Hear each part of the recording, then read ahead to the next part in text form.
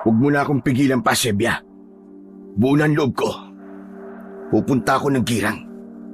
Ipag-iiganti ko ang sinapit ng kapatid ko sa kamay ng mga aswang na girangon na lumapa sa kanya. Ayokong namatay lang siya at limutin na hindi nabibigyan ng hustisya. Pagbabayarin ko ang lumapa sa kanya. Kung kinakailangan na ubusin ko rin silang lahat, ay gagawin ko.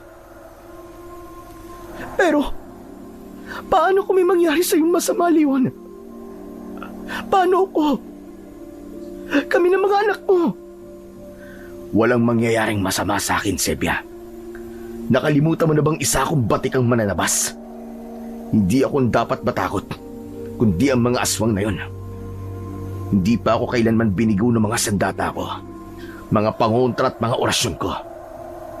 Sa kanasan ng pananampalataya mo sa Diyos, tandaan mo, ang Diyos ay nasa likod ng mga alagad ng liwanag. Hindi niya ako pababayaan sa kamay ng mga aswang na mga kampon ng kadiliman. Pero Leon, hindi mo kabisado ang girang. Ang pagkakaalam ko, maraming mga kababalagan doon. Saka, mas magiging kampante ako kung may mga kasama kang pupunta ron. Kung ganyan mag-isa mo lang, hindi mo ako masisisi kung labis akong mag-aalala ng ganito. Mahina pa talaga ang pananampalataya mo sa Diyos, Sebia. Isang hukbo ang kasama ko, at yun ay walang iba kundi ang Diyos. Siya nang bahala sa akin. Maglalaan siya para sa akin, para pagbayarin ang dapat pagbayarin. Isa pa, kung walang tutugi sa mga aswang sa girang, patuloy lang ang pagsalot at pagsalakay nila ron. Maaati mo bang marami pang mabiktima roon? Pwes ako hindi. Bahala ka na nga. Mukhang hindi naman kita mapipigilan pa eh. Basta siguraduhin mong babalik ka rito ng buo at buhay, Leon. Alam mong hindi ko kaya na wala ka. Hindi ko kayang buhayin ng mga anak natin na mag-isa. Kinabig ko sa magkabilaan niyang balikat ang asawa ko sa kamahigpit na niyakap at pinatahan sa pamamagitan ng paghaplos sa likod nito. Ipinadama ko sa kanya ang katatagan ko, kumpiyansa sa sarili at kasiguraduhan. Pinapangako ko, Sebia, babalik akong matagumpay. Manalig ka lamang sa Panginoong Diyos at sa akin. Palagi mo rin akong isasama sa iyong mga panalangin. Aba, talagang ipagdadasal kita, Leon. Kahit hindi mo sabihin yun. Biglang kumalas sa pagkakayakap ko si Sebia at parang may kung anong naalala. Siya nga pala. Paano pala kung malaman ng mga aswang na mananabas ka at matunto nila kung saan ka nagmula? Natatakot akong baka pati kami rito ay puntahan nila, Leon. Walang magtatanggol sa amin ng mga anak mo. Ang totoo ay napag-isipan ko na rin ang ikinakatakot na yun ni Sebia. Bago pa man ay inihanda ko na ang lahat-lahat kung sakali. May inilabas din ako mula sa bulsa ko at ibinigay kay Sebia. Huwag kang mag-alala, Sebia. Pinaghandaan ko na rin yan kung sakali. Kaya kabilin-bilinan ko sa'yo dati na wag ninyong tatanggalin ang mga pangontra at pantaboy ng mga aswang na inilagay ko sa palibot ng bakuran at ng bahay natin. Walang kahit na anong uri ng aswang ang mga ngas na pumasok sa bakuran natin, sa umaga man o sa gabi. Saka yung mga pinagawa ko sa iyong kwintas na nilagyan mo ng mga palawit na mga pangontra, ipasuot mo na sa mga anak natin kapag nakaalis na ako. Naturuan ko na rin sila ng mga dapat nilang gawin kung sakaling mapaharap sila sa mga aswang. Yung mga itakuring iba sa kusina natin, magagamit yung sandata ang mga yon. Pahiran mo rin palagi ng langis pangontra na nasa garapon sa kwarto natin. Saka ito pa pala, isuot mo tong kwintas na may palawit na krusipihong gawa sa pilak. Takot dito ang mga aswang at isang bala raw din yan. Ipinakita ko kay Sebia ang talim nito at kung paano tatanggalin ang ibabang takip nitong metal. Kapag nasugatan nito ang aswang na magtatangkan lumapit sa iyo, At sa mga anak mo, uusok ang sugat niya at kagad na manghihina. Samantalahin mo yon at itarak mo to sa kanyang dibdib sa tapat mismo ng kanyang puso. Sa ganung paraan, Sebia, ay mamamatay kagad ang aswang. Iisa lang ba to? Dapat meron ka rin ito. Oo, meron din ako. Sa susunod ay magpapagawa rin ako ng para sa mga anak natin, para tag-iisa na tayo. Basta pagsabihan mo ang mga anak mo na mag-iingat sila sa pakikisalamuha kung kani-kanino. Alam na rin naman nila ang palatandaan kung ang isang tao ay isang aswang o hindi sa umaga. Lagi mong ipapaalala sa kanila na mga tuso o mga aswang. Sabihin mong gamitin nila palagi ang angking talino nila. O siya, gagawin ko ang lahat ng yan. Gaano ka naman katagal dun sa girang? Depende, Sebia. Kung maaga kong mahahanap ang lumapa sa kapatid ko o kung madali ko lang silang matutugis lahat, ay makakauwi ako ng maaga. Pero kung medyo mahihirapan ako, baka matagalan. Pero baka sasaglit-saglit din akong umuwi rito. Kaya habang wala ako, ay humanap ka ng albularyong maalam sa mga herbal na mga langis na pangontra sa mga aswang. Magpagawa ka ng maraming langis na magagamit ko kapag umuwi ako rito. Basta mag-iingat ka, Leon. Huwag mong bibiguin ang pananalig ko sa'yo. Saka bago ka umalis, pwede bang... Pwede bang ano? Alam mo na yun, Leon. Ang hina mo naman pumikap. Pabaon ko sa'yo. Para hahanap-hanapin mo. At para hindi mo payagang matalo ka ng mga aswang. Ah, pambihira ka. Ang seryoso ng usapan natin na ipasok mo pa yun. Pero sige ba, gusto ko yan. Basta Leon ha, pag namatay ka, ikaw rin. Ibang lalaki na ang papapak sa akin. Gusto mo ba yun? Aba, syempre hindi. Kaya gagalingan ko talaga, Sebia.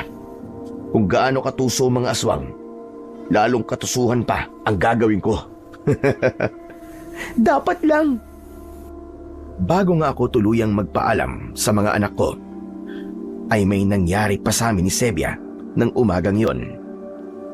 Ako nga pala si Leon, 35 anyos. Isa akong hamak na magsasaka lamang at mananabas ng mga aswang na tubong Mindanao. Napadpad lang ako rito sa Visayas, sa probinsya ng Samar, dahil taga rito ang asawa kong si Sebia. Nakilala ko siya mula nang may nagtawag sa akin na tumulong sa pagpatay ng mga aswang at dumayo pa ako ron mismo sa baryo nila. Ngunit malayo sa barangay Girang sa Basi.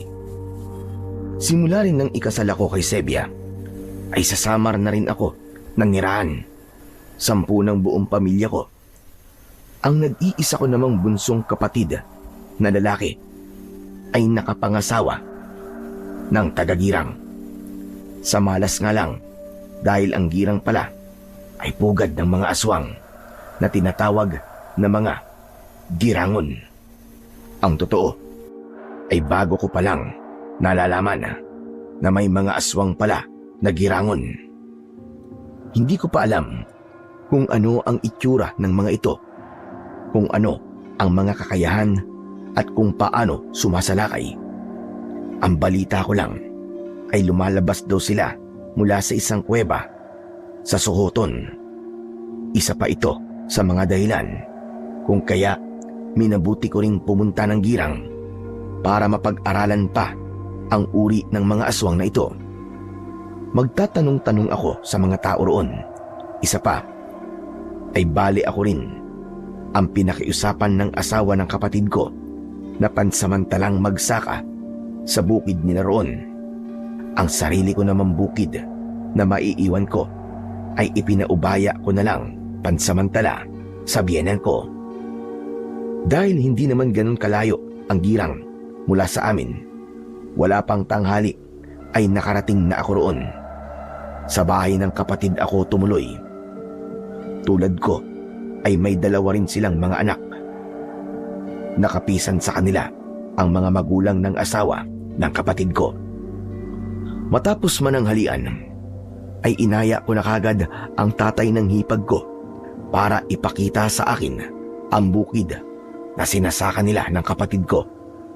Excited na ako kagad na mabisita ang buong baryo at isabay ang pag-oobserba sa paligid kung may mapapansin akong kakaiba.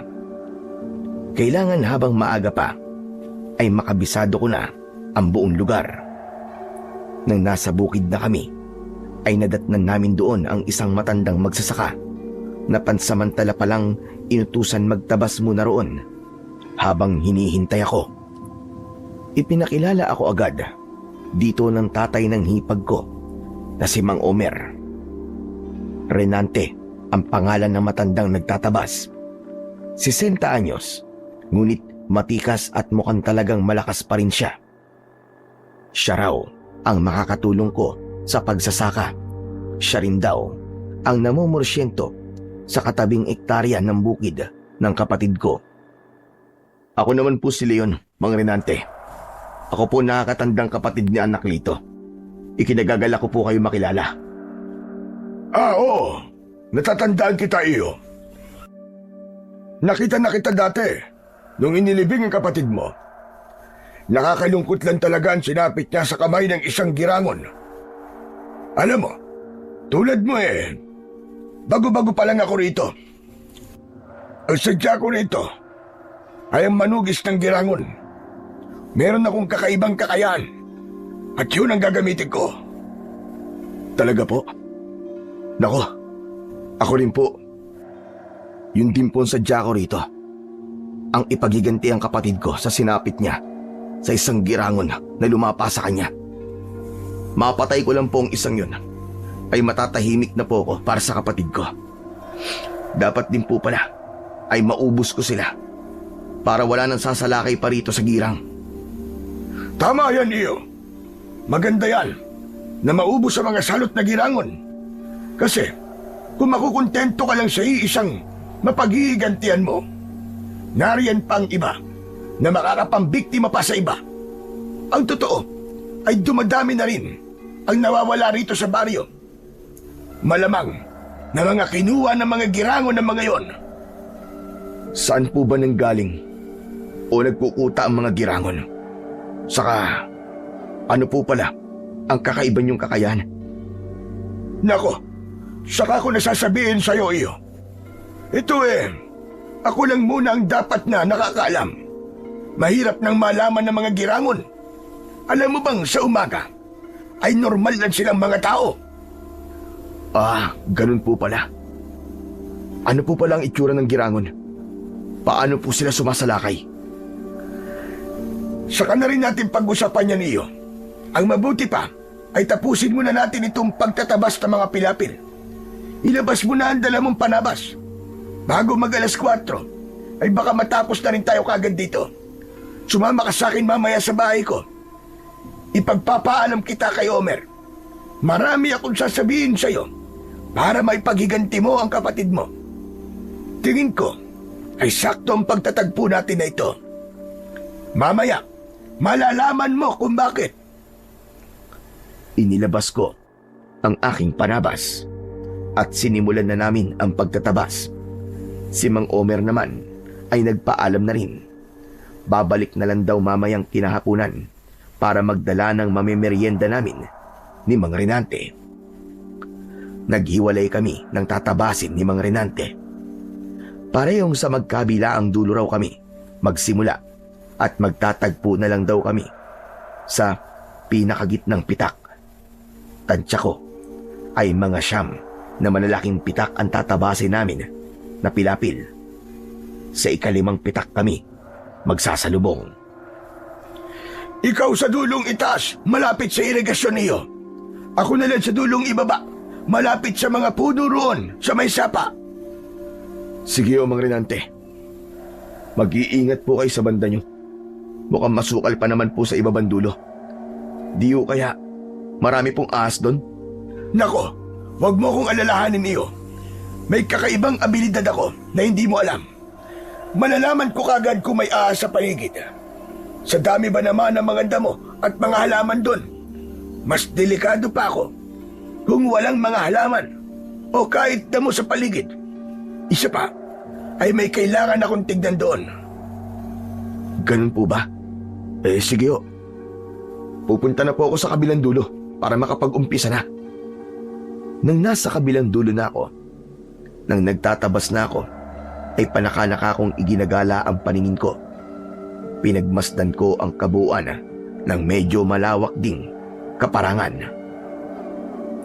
Napansin kong ang palayan ay nasa ibaba ng mababang burol na natatakpan naman ng medyo makapal na kagubatan. Sa likod ng burol ay papunta na ng sohoton. Napakatahimik sa girang. Kaunti lang ang mga kabahayan at hiwa-hiwalay pa. Sa isang banda naman ng palayan ay may isang kuweba at sa gilid nito ay isang ilog. Naisip ko na sa gabi siguro ay nakatatakot ng lumabas. Malamang na kung walang buwan ay napakadilim. Palagay ko ay pabor ito sa mga aswang na girangon. Nang malapit na ako sa ikalimang pitak, ay muli kong tinanaw ang banda ng kuweba at ilog. Naisip ko na baka sa kuwebang yun namumungad ang mga girangon. Mukha kasing wala pang nakakapasok doon dahil sa mga malalagong talaib sa may bukala nito at makapal na tubo ng mga baging sa palibot nito. Isasama ko ito sa mga tanong ko kay Mang Renante kapag nagpunta kami sa bahay niya. Nang matapos naman kami sa pagtatabas, ay inaya na ako kagad ni Mang Renante na tumuloy ng bahay niya matapos naming makapagpahinga ng kaunti. May sinabi pa siya sa akin bago kami tuluyang umalis ng bukid. Nako, hindi magandang maabutan pa tayo ng dilim dito sa bukid, Leon. Alam mo ba kung bakit? Bakit naman po, Mang Renante? Kasi, kaninang naroon ako sa dulo, doon sa may sapa, may natukoy akong sinyalis ng presensya ng girangon. May gumagala rito sa bukid. Kung napapansin mo rin, ayun na lang ang tao rito. Maaga talagang umuwi ang mga magsasaka rito. Paano po ninyo natutukoy ang presensya po ng girangon na aswang? Basta, may sarili akong paraan iyo. Saka mo nilang malalaman. O siya, tara na magbadali sa bahay ko. Baka naroon na rin si Homer at ang merienda natin. Malamang na naipagtimpla na rin tayo ng kape ng asawa ko. Sige o. Saka, marami rin po talaga akong itatanong sa inyo mamaya. At nagmadali na nga kaming umuwi sa bahay ni Mang Renante. Ang bahay pala nila ay hindi naman nalalayo sa bukid na sinasaka nito at sa bukid ng kapatid ko. Isa itong munting dampa sa gitna ng mga puno ng nyog at napapalibutan ng mga bakod na kawayan. Pagpasok namin sa loob ng bakuran ay napansin ko kagad na napakaraming iba't ibang uri ng pananim at mga halaman. Lahat ay mayayabong at parabang bungad pa lang ay binabati na kami ng mga ito dahil parang sumasayaw-sayaw ang mga halaman.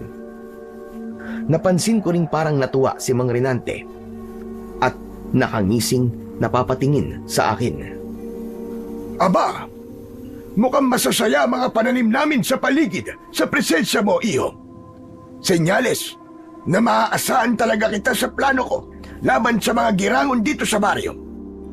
Dahil dyan, sasabihin ko na rin sa iyo ang pinakasikreto ko.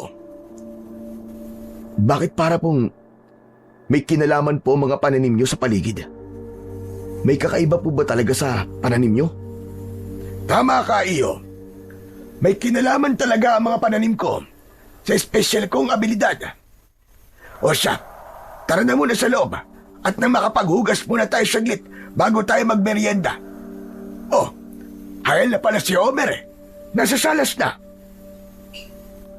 Matapos namin makapaghugas ni Mang Renante, ay dumulog na nga kami sa salas at nagsalo-salo sa meriendang lubi-lubi at kape. Pero hinintay muna ni Mang Renante na magpaalam si Mang Omer bago kami nag-usap na kaming dalawa lang. Pasimple pa niya akong sininyasan. Mang Omer, mauna na po kayo. Susunod na lang po ako. May itatanong lang po ako kay Mang Rinante tungkol po sa mga pananim niya.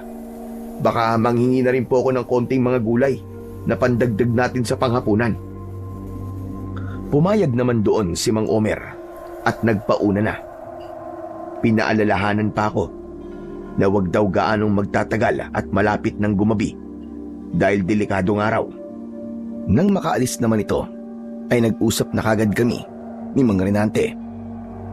Eto na, sasabihin ko na sa iyo ang sikreto kong abilidad iyo.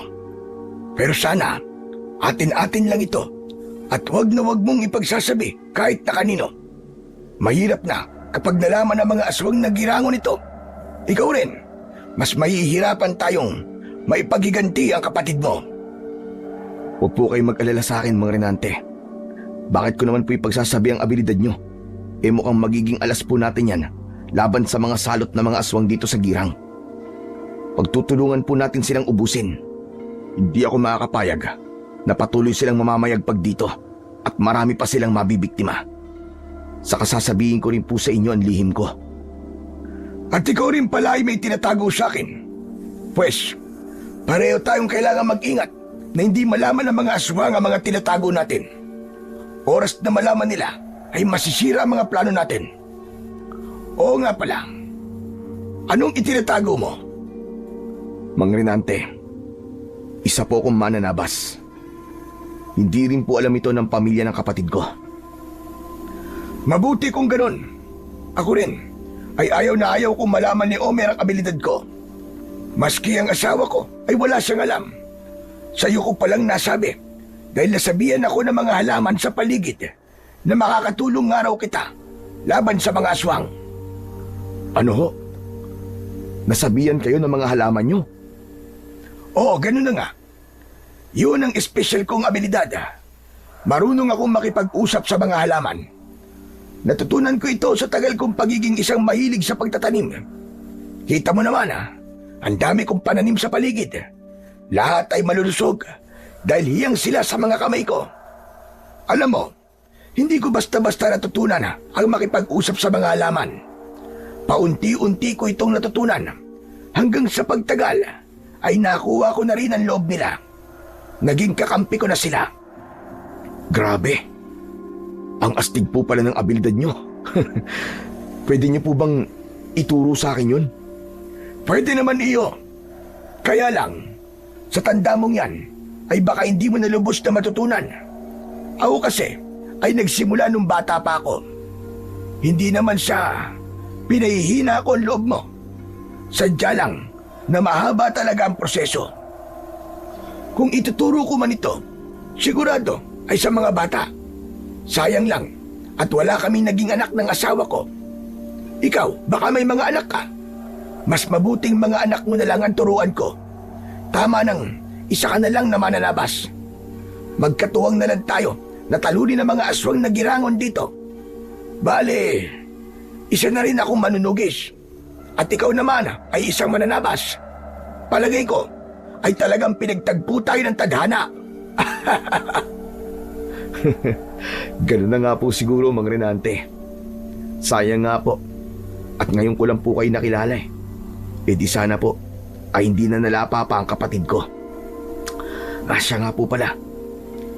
Saan po ba nanggagaling ang mga girangon? Kasi may nakita po akong kuweba doon po sa gilid ng kaparangan. Hindi po kaya doon po nagpupugad ang mga girangon? Nako, wag na wag mong tangkain pumasok doon iyo. Hindi ko alam kung doon nga sila namumugad. Pero sa pagkakaalam ko, ay mula sa kuweba, sa Sohoton pa sila nagmula. Pero posibleng lumipat nga ang iba sa kuweba rito. Pero alam mo bang ang mga girangon ay namumuhay na tulad ng mga tao sa araw? Pwede ring hindi na nila kailangan mamugad pa sa kuweba. Hindi natin alam, ay baka nakahalo lang sila rito sa mga naninirahan sa baryo. Kaya nga sobrang ingat na ingat ako sa pakikisalamuha sa mga tao rito. Hindi rin talaga ako taga rito. Dayo lang ako rito. Napadpad lang ako rito dahil sa mga nasasagap kong senyales mula sa mga halaman sa paligid. At dito nga ako itinuro. Dito raw ang maraming mga girangon. Pwede nga po. Pero ano po ba ang itsura ng mga girangon kapag nasaan yung aswang sila? Hindi pa po kasi ako nakakakita ng mga girangon eh. Nako, nakakatakot ang itsura nila iyo. Sa totoo lang, ay hindi pa rin ako nakakakita. Pero base sa deskripsyon ng mga nakakita na, mukhang nakakatakot talaga ang mga itsura nila. Matatangkad daw sila at balingkinita ng pangangatawan. Ang mga daliri daw ay mahahaba na parang sa mga ugat ng puno. Mukha rin daw silang mga mangkukulam dahil mahahaba raw ang mga baba at ilong nila. Ang mga mata naman nila ay parang salamin sa tama ng liwanag. Para bang sa pusa. Umiilaw rin pero kulay pula. Aba, mukhang nakakatakot nga po. Pero teka, base po sa paglalarawan ninyo, mga babae lang po ba ang mga girangon? Hindi iyo. May mga lalaki rin naman. Mas mahirap pa nga raw kalabanin ng mga lalaking girangon dahil nawawala-wala raw sila sa dilim. Bigla-bigla na lang daw silang sumusulpot sa tabi mo nang hindi mo namamalayan. Grabe naman po yan. Ano pa po ang alam nyo tungkol po sa mga girangon? Paano po sila sumasalakay o manlapa? May palatandaan po ba kapag nasa malapit sila? Ang totoo hindi pa ganung sapat ang kaalaman ko tungkol sa mga girangon. Sa ngayon, ay wala pa akong aktwal na pakikipagharap sa tulad nila. Inaalam ko pa rin hanggang sa ngayon. Nakadepende lang muna ako sa abilidad kong makipag-usap sa mga halaman. Kaya Leon, binabalaan kita na mag-iingat ka rito sa girang. Hindi natin alam kung sino ang aswang o hindi sa mga taga rito. Maging mapagmatsyag ka. Magtulungan tayo. Tama po kayo mga Renante. Nagmamatsyag po talaga ako at sobrang nag-iingat. Magtatanong-tanong na rin po ako sa hipag ko kung paano nila pa ang kapatid ko. Kung anong oras at kung ano-ano ang mga senyales na napansin nila sa paligid. Siya nga pala, maalala ko, base lang ito sa mga naririnig ko. Lumalabas daw ang mga girangon tuwing dapit hapon at papalatag na ang dilim. Magaling daw silang manggaya ng boses o tunog sa paligid. Pambihira raw ang mga abilidad at lakas nila kapag kabilugan ng buwan. Tuwing anihan ng palay o tuwing makakapal ang hamog sa palayan. Kapag sa palayan pa raw, ay hindi sila mapapansin o maririnig man lang. Kaya sa gabi, ay wag na wag kang magagawi sa kabukiran. Tatandaan ko po yan, Mang Renante. Ano naman po kaya ang kinatatakutan ng mga girangon? Katulad din po ba ng kinatatakutan ng karaniwang mga aswang? Yan din ang inaalam ko pa iyo. Kinukuntsaba ko nga ang mga halaman Kung may girangon silang matiyempo ang may kung anong kinatatakutan, ay sabihin kagad nila sa akin. Noon siya nagkakalapa pa lamang sa kapatid mo, pupuntahan ko sana ang bukid niya na pinangyarihan ng insidente. Kaya lang, ay panahon naman nun ng pagsusunog ng mga dayami. Wala akong mga buhay pantanim na palay na mapagtatanungan ko sana. Pero hayaan mo, sa tulong din nila, ay baka makagawa ko ng mga langis na herbal na pwedeng pangontra at panlaban sa mga girangon. Ikaw ba? May alam ka bang mga halaman na kinatatakutan ng mga aswang? Isa ka nga palang mananabas. Ano ba ang mga gamit mong pangontra at panlaban sa mga aswang? Ang meron lang po ko ay mga orasyon at ritual. Meron din po akong kwintas na krusipiyo. Nabali-bala raw na rin po. Gawa po sa pilak na kinatatakutan po ng mga aswang. Kapag nasugatan po sila nito, ay manghihina sila. Meron din po pala akong dalang mga pangontrang langis na gawa sa pinaghalo-halong makabuhay, bawang asin at langis ng nyog. Halamang makabuhay? Aba, marami akong tanim yan sa likod ng bahay. Makagawa nga rin ng langis na pangontra. Marami rin nyug dito. Saka baka pwede mo akong turuan din ng mga ritual at orasyong alam mo, iyo. Ang tungkol sa abilidad ko ay ituturo ko naman sa mga anak mo. Huwag po kayo mag-alala, Mang Rinante. Palagi po akong pupunta rito para turuan kayo. Simula po ngayon, ay magkatuwang na po tayo laban sa mga aswang nagirangon. Kailangan mas maaga po tayo makapaganda. Pero, hindi po kaya ang pagtatambal natin ay makalilika ng enerhiya na posibleng matukoy ng mga girangon? Posible yun. Pero sa abilidad ko, ay pwede nating makontra sa tulong ng mga halaman sa paligid. Sila ang poprotekta at kokontra sa kung anumang enerhiyang mailalabas natin. Sana nga po, Mang Rinante. Bukas po ng umaga, ay hahatiran ko kayo dito ng pangontrang langis na dala ko. Gumawa rin po tuloy kayo ng marami, tutal. At marami po kayo, ika nyo, na tanim na makabuhay. Ituturo ko na lang po kung paano gawin. O siya, sige. Nako, papalatag na pala ang dilim. Magmadali ka na at kailangan mo nang umuwi, iyo. Mag-iingat ka sa dana at sa mga makakasalubong mo. Mataan mo rin ang mga anino sa paligid. Kapag may kakaiba kang aninong mapapansin, ay maging alerto ka na. Ibig sabihin, ay may girangon na nag-aabang sa paligid. Magkita na lang ulit tayo bukas. At nagpaalam lang ako kay Mang Rinante at sa asawa nito. Nagmamadali, ngunit kampante akong naglakad. Paglabas ko pa lang ng bakuran ng bahay ni Mang Rinante, ay napansin kong parang biglang umalinsangan ng paligid. Dahil dito, ay nagtaka ako. Napakapatuloy ako sa suot kong krusipiyo. Pati ito ay naramdaman kong medyo umiinit. Senyales na may kakaiba talaga sa paligid.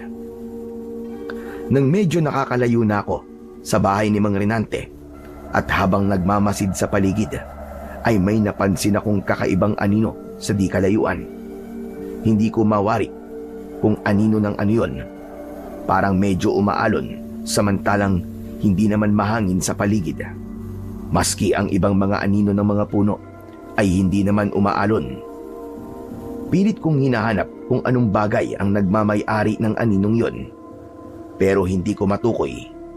Hanggang sa nang muli kong tignan ay bigla itong nawala.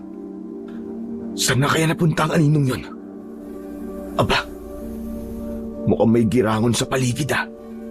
Pwes wag silang magkakamali sa akin at matitikman nila ang bagsik ko bilang isang mananabas. Tinalasan ko ang mga pandama ko ng mga sandaling yon. Hinigpitan ko rin ang kapit ko sa hawak kong literal na panabas. Kumikintab ba ang talim nito? Sige, lumapit kayo. Kung hindi, pagpipira-pirasuin ko ang mga katawan nyo sa panabas na to. Naghintay akong may nangyari, pero lumipas ang mga ilang minutong pakikiramdam. Habang mabagal na naglalakad, ay ni walang nangyari. Kinapa ko ulit ang suot kong krusipiyo. Medyo nag-iinit pa rin ito. Ibig sabihin, ay may panganib pa rin sa paligid. Tinanaw ko ang susunod na bahay. Ilang metro na lang ang layo nito sa kinaroroonan ko. Nakaramdam din ako ng bugso ng hangin na papunta sa direksyon nito. Nilingalinga ko ang paligid sa pagbabaka sakaling may makita akong kung anong nilalang o malaking ibon na dumaan. Pero wala akong nakita. Maya-maya pa ay nakarinig ako ng mahinang sipol mula kung saan. Medyo kinabahan ako dahil hindi ko matukoy kung saan direksyon ito nagmumula. Kaya naman ay lalo akong nagpaka-alerto. Ilang saglit pa ay narinig ko ang boses ni Mang Omer na tinatawag ako sa may bandang unahan ko mula doon sa palumpong ng mga halaman. Oh, Mang Omer! Kayo ba yan? Nasaan po kayong banda? Akala ko po ba'y nakauwi na kayo? Ngunit walang Omer na sumasagot sa akin. Lalapit sana ako sa may mga palumpong. Ngunit sa gulat ko, nang bigla na lang may kung anong mabilis na kumaluskos papalayo. May nakita rin akong anino na umaalon na tulad ng nakita ko bandang una. Yun ang aninong nakita ko kanina. Baka anino yun ng isang girangon. Humanda ka sa akin, hayop ka. Kailangan mahuli kita. Kailangan malaman kung sino sa inyo ang lumapa sa kapatid ko. Pagbabayarin ko kayong lahat. Sinikap kong sundan ang anino. Pero dahil palatag na ang dilim, ay nabigo akong masundan ito. Hanggang sa makarating na ako sa tapat ng isang bahay na dampa. Nagulat pa nga ako nang makarinig ako ng sigaw ng saklolo galing doon. Lolo! Lolo! Lulong! Tulungan niyo ako! Lulong! Hindi ko alam kung matatawa ko sa narinig kong yon dahil mukhang ngungo pa yata ang humihingi ng saklolo. Nakita ko pang dumungaw ito sa bintana at kumaway sa akin. Kaya naman ay napaseryoso kong pinuntahan ito. Nakita ko pa ang nakakatakot na nilalang na tinatangka itong lapitan. Humikislap ang mapupulan nitong mga mata na parabang salamin na katulad ng deskripsyon ni Mang Renante. Isang girangon yon, panigurado ko. Anak ng tokwa. Pati may kapansanan hindi talaga pinaliligtas ng aswang na yun. Pwes, malilintikan siya sa akin. Inihanda ko ang matalim kong panabas at nagmamadaling sumugod sa dampa. Nang makita naman ako ng girangon na yon, ay mabalasik itong umatungal at ipinakita pa sa akin ang naghahabaan itong mga daliri na parang mga sanga ng kahoy. Pagkatutulis pa ng maiitim nitong mga kuko, nang sinimulan nitong atakihing muli ang binata na sa tansya ko ay mga nasa edad 20 pataas, ay lalo kong binilisan ang pagkilos. Lulong! May aswang! Lulong! Tulungan niyo ako! Pagpasok ko sa dampa ay pinuntan ko kagad sa silid kung saan naroon ng binata para sakluluhan. Nang makita naman ako ng aswang na girangon at mapatingin sa hawak kong panabas, ay agad itong natigilan. Grabe ang singasing nito. Halatang atat na manglapa. Walang ano-ano ay mabilis itong tumakas at lumusot palabas ng bintana. Tinangkapan ng nakabulagtang binata na hilahin ang paa ng girangon, ngunit mukhang madulas ang balat nito, kaya nagmukhang walang kwenta ang ginawa nito. Ganun lang kadaling nakatakas ang aswang na girangon. Ayop kang atwang ka! Bumalik ka rito! Mamanayin kita! Sinubukan ko pang habulin ang girangon, pero sadyang napakabilis nitong nakatakas. Kaya naman ay binalikan ko na lang ang binata. Doon ko lang napansin ang nakakalat sa sahig na saklay nito. Napag-alaman ko na isa rin pala tong pilantod, maliban sa isa itong ngongo. Ginapang nito ang saklay at tinulungan ko naman ito. Ayos ka lang ba? Mabuti at hindi ka nakalmot ng aswang na yun. Tamang-tama ang pagdating ko. Noo, maraming alamat na iyo ha. Akala ko pa naman at tapos ang una. Mamuni na lang na manaan ka rito. Mag-isa ka lang ba rito? Wala ka bang kasama? Meron uya. Mga kapating ko. Hinihinay ko nga silang dumating eh. Ganun ba? Dapat ay hindi ka nila iniiwang mag-isa ng ganitong oras sa ganyang kalagayan mo. Wala kang laban sa mga girangon na aswang. Tignan mo, kumuntikan ka ng mamatay. Siya nga pala, ano pa ng pangalan mo? Ako nga pala si Leon. Ako si Anel. Anel ang pangalan ko. At eka uya, pwede bang lumayo ka muna sa akin? Napansin kong medyo nanginginig ang binata na para bang may kung anong kinatatakutan. Medyo iwas din itong mapatingin sa akin ng diretso. Oh, teka, nanginginig ka. Ayos ka lang ba talaga? Ayos lang ako, kuya. Nilalamig lang ako siguro. Pwede ka na palang umalis, kuya. Maka narating na ang mga kapatid ko.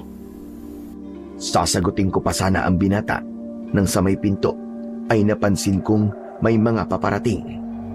2 babae na humahangos. Ang isa ay matandang babae na mga nasa edad 65. Ang isa naman ay mga nasa edad 30. Ay, sus, Mariosep! Hoy! Sino kang pangas ka na lalaki ka na pumasok sa pamamahay namin? Ano? At may hawak ka pang panabas? Tinaktan mo ba ang kapatid ko? Ay nako, mukhang di naman yata sinaktan si Anel, ate. Parang tinulungan lang po siya. Nakita naman natin yung girangon kanina, di ba? Kahit na, mali pa rin na basta na lamang siya pumasok dito. Pwes, ikaw na lalaki ka. Makakaalis ka na. Kala mo, kung sino malakas, kung mo may dala kang panabas. Siya! Ate, andali lang. Huwag ka namang ganyan. Pasalamat tayo sa kanya. Inulungan niya ako eh. Muntik na kaya akong malapa ng aswang nito. Kuya, masensya na sa ate ko ha. Sadyang masungit lang talaga siya. Ayos lang yun, Anil. Ang importante ay ligtas ka na at may mga kasama ka na rito. Sige po, aalis na po ako. Pero gusto ko lang pong sabihin sa inyo na hindi magandang iniiwan yung mag-isang kapatid nyo na may kapansanan. Alam niyo naman po, may mga gumagalang aswang dito sa baryo sa ganitong oras. Yun lang naman po, ate. Wala kang pakialam. Wala kang alam tungkol sa amin. Alam namin ang ginagawa namin. O sige na. Umalis ka na bago pa ako hindi makapagpigil sa kapangasan mo. Pasalamat ka. At may dala ka ngayon. Kung hindi, ay malalagot ka talaga sa akin ngayon din. Ani naman, huwag ka namang ganyan. Ang tama-tama mo. Pumigil ka. Alam mong siyang... basta. Umalis ka na nga rito, lalaki ka. Alis! Dali na at nagigigil na ako sa'yo. At talagang tinangka pa akong ipagtabuyan palabas ng dampa ng matandang babae na sa itsura pa lang ay nakakainis ng talaga. Parang dinaanan ng pison ang pagbumuka. Lalo na ang sobrang dapang malapad na ilong. Napapakunot na nga ang ilong ko sa maasbad nitong ugali habang napapabulong akong lumalayo. Sama naman ang ugali ng matandang yun. Singsama ng pagbumuka niya. Malayo sa ugali ng 2 niyang kapatid. Hindi kaya mapagmaltrato yun sa mga kapatid niya? Kaya ganun yung isa? Di bale, sasaglit-saglit ako rito. Malaman ko lang na salbahe talaga yun sa mga kapatid, ay pepektosan ko talaga matandang babaeng yun. Tuloy, dadalang ko na rin ng pangontra yung 2 nakababata. Nang malapit na ako ulit sa kalye, ay nilingunan ko ang matandang babae na parabang nanghahaba ang liig na nakatunghay sa akin habang papalayo. Parang may kung anong tinitignan sa katawan ko na hindi ko naman maintindihan kung ano. Napatingin tuloy ako sa sarili ko. Ano kayang tinitignan nun sa akin? Teka, parang sa may bato ko yata nakatingin yung kanina. Ano kayang meron sa bato ko? May nakikita kayang hindi ko nakikita ang babaeng yun? Wala naman akong makapangkakaiba. Maliban sa dati ng magaspang na peklat sa bato ko. Ewan ko sa matandang babaeng yun. Mukhang may kakaiba ron ah. Pwes, malalaman at malalaman ko rin yun. Itutuloy ko na sana ang paglalakad nang walang ano-ano ay namataan ko sa di kalayuan ang humahangos at papalapit sa akin na si Mang Renante. Nagtaka ko dahil dala-dala na naman ito ang panabas at sobrang likot ng palingalinga nitong ulo. O Mang Renante, ano pong meron at lumabas pa kayo? Delikado na po, di ba? May nakita po akong isang girangon kanina. Doon lang po sa may dampa na yun. Kumunti ka na po malapa ang binatang lamparon. Mabuti na lang po at naabutan ko kagad. Naku, madali ka iyo. Sumama ka na muna sa akin sa bahay. Dumuon ka na muna Delikado kung tutuloy ka pa kina Omer at malayo-layo pa ang lalakarin mo. Bumalik na muna tayo. May natuklasan ako tungkol sa'yo. Ho? Ano naman po natuklasan niyo tungkol sa akin? Basta, kailangan nating magmadali. Sa bahay ko na sasabihin sa'yo. Maging alerto ka. Mataan mo ang paligid habang papauwi tayo. Sundan mo lang ako kung saan walang bakas ng girangon sa paligid. Hindi ko maiwasang kabahan dahil sa inaasta at mahiwagang sinasabi ni Mang Renante. Ano kayang meron sa akin na natuklasan daw nito? Nang makabalik kami sa bahay ni Mang Renante, ay mabilis nitong isinara ang tarangkahang kawayan na may nakasabit pang terintas ng bawang. Nang nasa loob na kami at maisarado ring maigi ang pintuan, ay agad akong hinarap ni Mang Renante. Pinatalikod pa ako nito at kinapa ang batok ko. Aha! Tama nga ang ibinulong sa akin ng mga pananim ko kaninang pagkaalis mo. Ha? Ano pong ibinulong sa inyo ng mga pananim nyo? Saka, bakit po ninyo kinapa ang batok ko? Ano po bang meron? Namarkaan ka ng isang aswang na dati mong napatay. Hayan sa batok mo, isang peklat na marka na alam daw ng mga kaanak nito. Minarkaan ka para pagigantihan ng mga kaanak niya. Ano ho? Para paghigantihan? Malalim akong napaisip doon. Inalala ko yung malakas na aswang na nahirapan akong kalabanin. Isang matandang aswang na siyang kumalmot sa batok ko noon. Sinuwerte lang ako noon na napatay ko ang aswang na yon, na noon ay magpapalit pa sana sa iba nitong anyo. Mabuti na lang at nagkamali ito ng galaw, kung kaya natuhog ko ang mismong dibdib nito ng pilak kong kursipiyo. Kung hindi pa ito nagkamali, ay ako sana ang matotodas ng panahong yon. Ito pa ang malala, iyo. Ang naglagay sa'yo ng marka ay isa mismong girangon. Isang mataas ang ranggo na girangon. Ibig sabihin, ay talagang delikado ka. Hindi basta-bastang paghiganti ang gagawin nila sa iyo. Sigurado kung idadamay nila ang buo mong angkana. Nakadama ko ng kilabot sa huling binanggit ni Mang Renante. Naisip ko ang naiwan kong pamilya. Tiyak na madadamay sila. Sigurado po ba kayo, Mang Renante? Kung ganun po, ay delikado po palang pamilya ko. Baka kailangan ko po umuwi sa amin para protektahan sila. Hindi, iyo. Hindi mo muna sila pwedeng balikan. Ngayon pa, na natuntun ka na nila. Base sa itsura ng peklat mo, may girangon na nakakita na ng marka sa'yo. Ibig sabihin ngayon pa lang, natimbriyan na nila ang iba pang mga girangon. Tsak na magpaplano na sila kung paano kanila ididispatcha sa brutal na paraan.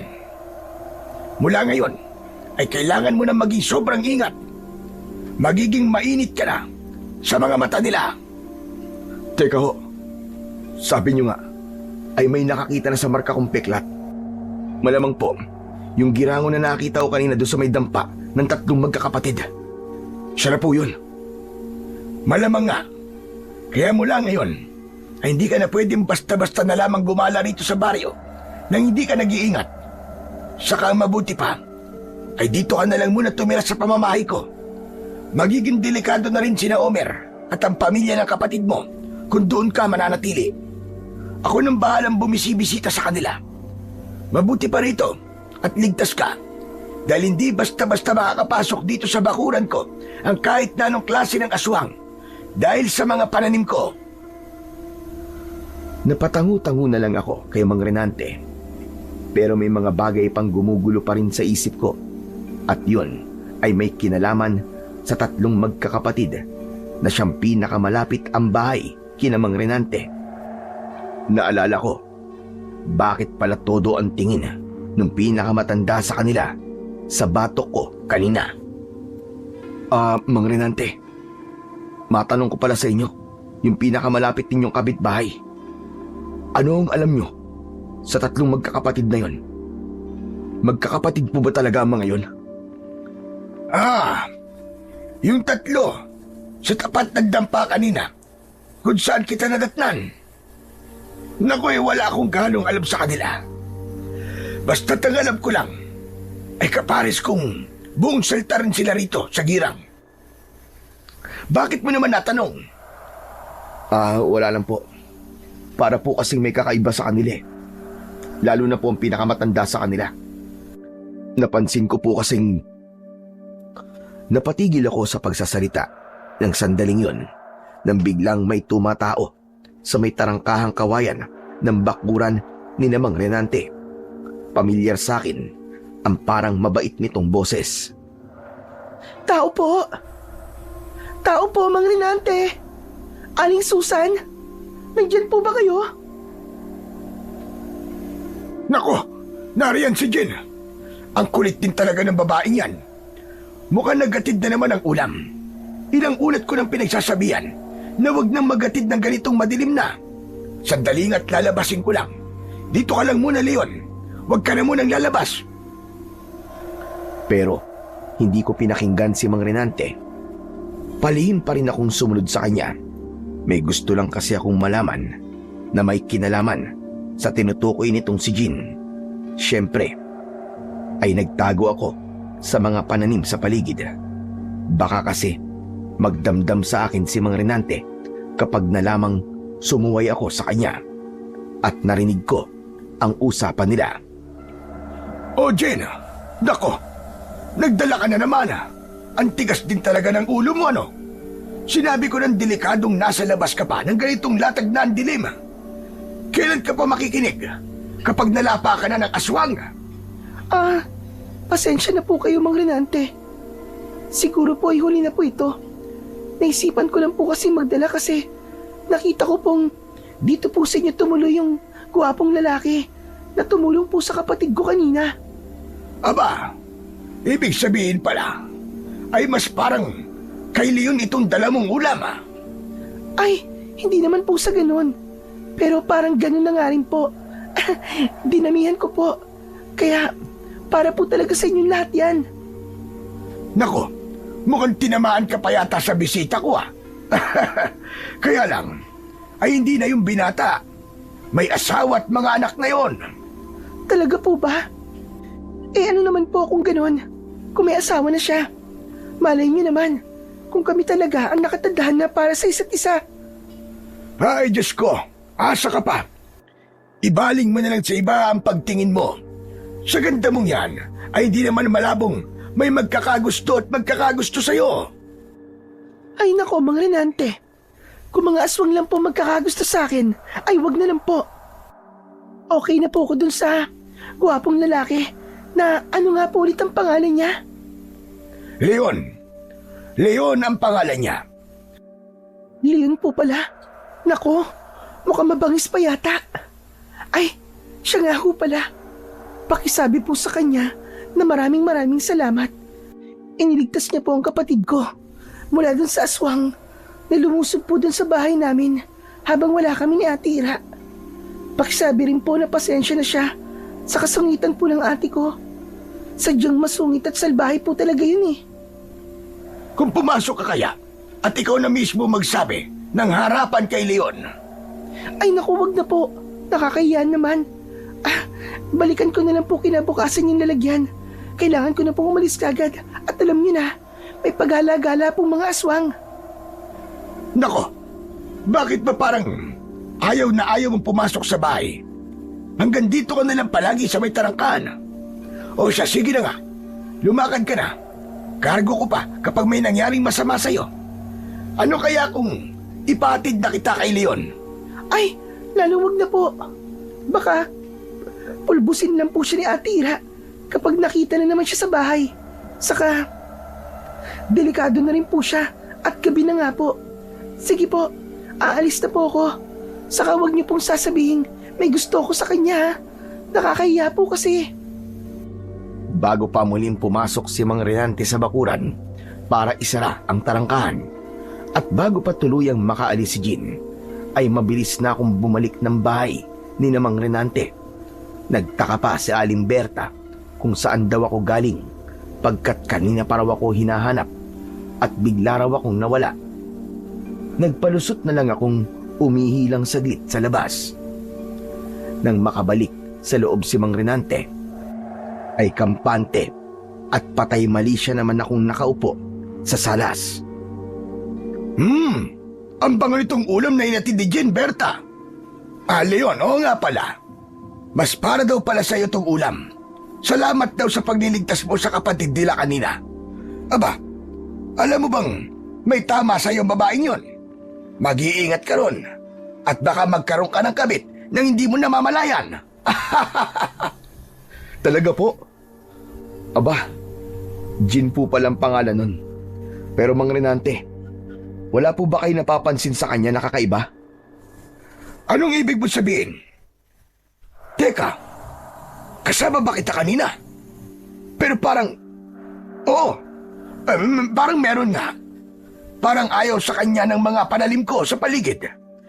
Maski naman siya, ay parang ayaw na ayaw niyang pumasok sa loob ng bakuran ko. Hindi ko lang maintindihan kung bakit. Bakit ikaw? May napansin ka bang mali sa kanya? Meron po, Mang Renante. Pero hindi ko rin po maintindihan kung bakit pasalit-salit na medyo umiinit at lumalamig ang dala kong kwintas na may palawit na krusipiho.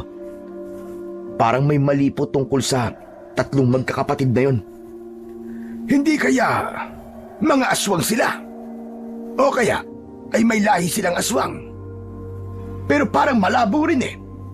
Medyo matagal na rin namin silang kapitbahay. Isa pa, kung mga aswang din sila, bakit may girango na nakita mo, ika mo, na sumugod sa bahay nila? Oo nga po. Pero bakit kaya ganun ang pakiramdam ko sa krusipiho ko? Ngayon ko lang po naramdaman na naging ganito po ito. Basta po uminit ito, ay senyales yun na may presensya po ng aswang sa paligid. Tapos, ay lumalamig-lamig din, ika mo. Baka naman, dahil sa aswang kanina, yung nakita mo, baka nakapag-iwan yun ng bakas sa isa sa kanila. Nako, kailangan balikan natin sila bukas para makasiguro tayo. Paano kung nayanggaw pa sila? Hayaan mo, bukas na bukas din ay mag-i-inspeksyon tayo sa kanila. Nang gabing yon, ay doon na nga ako naghapunan at natulog kina Mang Renante. Pinagsaluhan namin ang ulam na inihatid ni Jean. Matapos kaming kumain, ay nakaramdam ako ng kakaiba sa sarili ko. Para bang kay bilis kong nakaramdam ng antok. Kaya naman, matapos magpababa ng kinain, ay nagpaalam kagad ako sa mag-asawa na matutulog na ako. Pumayag naman si Mang Renante at hinandaan pa ako ng mapagtutulugan ko sa kanilang sala. Nang gabi ring yon, ay lumabas si Mang Renante na may daladalang mga pangontrang halamang makabuhay at panabas. Ang dahilan ay para puntahan si Mang Omer at ipaalam na doon muna ako kina Mang Renante magpapalipas ng gabi. Hindi ko na alam kung anong oras ito bumalik. Nang nakaidlip na ako, ay isang panaginip ang dumalaw sa akin. Na panaginipan ko si Jean. May kung ano itong ipinapakiusap sa akin. Habang maaga pa, ay tumakas ka na, Leon. May marka ka ng kalmot ni Tay. Ito ay hindi isang simpleng panaginip lang. Nilawayan ko ang ulam na inihatid ko. At ikaw ang target kong makausap o pambalaan. Ha? Kalmot ng tatay mo? Anong ibig mo sabihin? At bakit pinatakas mo ako? Dahil sa kalmot ni Tatay sa batok mo, ay nalaman namin na ikaw palang mananabas na nakapatay sa kanya. Isang girangon na mataas ang ranggo si Tatay. Ibig sabihin ay hindi ka titigilan ng mga kalahi ko hanggat hindi nila na ipaghihiganti ang sinapit niya sa'yo. Teka, ibig bang sabihin isa ka ring aswang na girangon? Ama ka, isa rin akong girangon. Pero hindi ako masamang girangon kung yun ang iniisip mo. Ako at ang bunso naming si Arnel ay mabubuting mga girangon. Ang ate Ira namin ang totoong masama sa aming tatlo. Ngayong gabi mismo ay may balak siyang masama sa'yo. Hindi niya hahayaang hindi kanya malapa ng kanyang sariling mga kuko dahil kay Itay. Nagtawag din siya ng iba pang mababangis naming mga kalahi. Kaya humanda ka. Paano naman ako maniniwala sa'yo? Gayong Itay nyo ang napatay ko. Hindi mo ako maiisahan, Jin. Alam kong naghihiganti ka lang din. At palabas mo lang ito. Hindi ito basta palabas lang, Leon. Nagsasabi ako ng totoo sa'yo. Hindi ako masaya sa pagiging girangon ko. At gusto ko nang mamuhay na tulad ninyong mga normal na tao. Ako at si Anel. Yun ang plano namin. Una siyang nagtangkang mamuhay na tulad ninyo. Pero pinarusahan siya ni Ate Ira. Hindi dating pinantod at ngongo si Anel. Kagagawan yun ni Ate Ira. Malupit siya. At alam kong ganun din ang sasapitin ko sa kamay niya kapag nalaman niyang binabalaan kita. Kaya sa panaginip na lang kita kinakausap. Hindi alam ni Ate Ira na may ganito akong abilidad. Kahit si Anel. Jin, totoo bang may gusto ka sa akin? Saglit na natahimik si Jin. Halatang nagulat siya sa biglang tanong kong yon. Oo, Leon. Kaya binabalaan kita. Isa pang dahilan ay kailangan namin ni Anel ng tulong mo. Gusto naming magtagumpay ka. Natalunin mo ang mga girangon at itakas mo kami. Gusto na naming magbagong buhay at talikuran ang pagiging girangon namin. Ako naman ang sandaling natahimik at napaisip ng malalim. Sige, Jin. Ganito. Magtulungan tayo. Alam mo ba kung ano ang dahilan kung bakit pumarito ako sa girang? Alam ko. Naamoy ko ang tugo mo. Kaamoy mo ang tugo ng lalaking nilapa ni Ate Ira sa bukid. Ang totoo ay naamoy ka rin niya. At isa pa yon, sa labis siyang kinakagalit sa'yo mula pa nung una ka mapadpad sa bahay. Ang nakita mong aswang na akala mo manlalapa sana kay Anel ay si Ate Ira mismo. Sasaktan niya sana ulit si Anel dahil sa ginawa nitong pagtatanggol sa isang babaeng balak sanang lapain ni ate nung isang gabi. Nagpalit siya ng anyo matapos siyang tumakas at bumalik kasama ako. Ako naman noon ay nasa anyong uwak at nakadapo sa puno habang nagmamasid. Unang kita ko pa lang sa'yo ay alam ko nang mananabas ka dahil sa marka ng kalmot ni tatay sa batok mo. Hindi ka galit sa akin dahil napatay ko ang tatay mo. Nangyari nang nangyari, Leon. Dahil ginagampanan mo lang ang tungkulin mo bilang isang mananabas. Pero nalungkot ako, syempre. Dahil sa naging kapalaran ni tatay. Pero naisip kong mabuti na rin yun. Dahil talagang marami na rin siyang nalapang tao. Hustisya na lang para sa pagkamatay nila. Mas nagpapasalamat pa nga ako sa'yo. Dahil nabawasan mo ang isa sa matataas na ranggo sa amin. Ano na nga pala ang dahilan kung bakit ka na parito sa girang? Hindi mo pa yun nasasagot. Alam ko na. Naparito ka siguro upang ipagiganti ang kapatid mo. Tama ba? Tama ka, Jin. Mapatay ko lang ang lumapa sa kapatid ko ay ayos na sa akin. Pero ang Ate Ira mo pala, ang mismong lumapa sa kanya. Tutulungan kita sa plano mo. Basta ipangako mo sa akin na tutulungan mo rin kami, Anel, na makatakas mula sa angkan naming mga girangon. Anong sabi mo? Ayos lang sa'yo. Na ipagkanulo mo sa akin ang ate mo mismo. Ikatutuwa ko pa, Leon. Hindi ko talaga kasundo ang ate ko. Kami ni Anel. Maigpit siya. Malupit at ubod ng sama. Brutal din siya kung manlapa ng tao. Tulad ng sinapit ng kapatid mo sa mga kuko niya. At dahil hindi na pareho ang mga landas na gusto naming tahakin, alam namin ni Anel na isang araw na lang ay papatayin din kami ni ate. Pinag-isipan kong maigi ang lahat ng sinabi ni Jin.